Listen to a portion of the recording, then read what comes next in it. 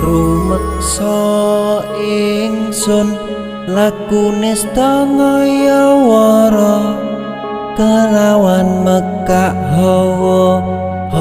kang dur angkara senajan setan gentayangan tansah gawe rupeda hingga pupusing jaman hametek ingsun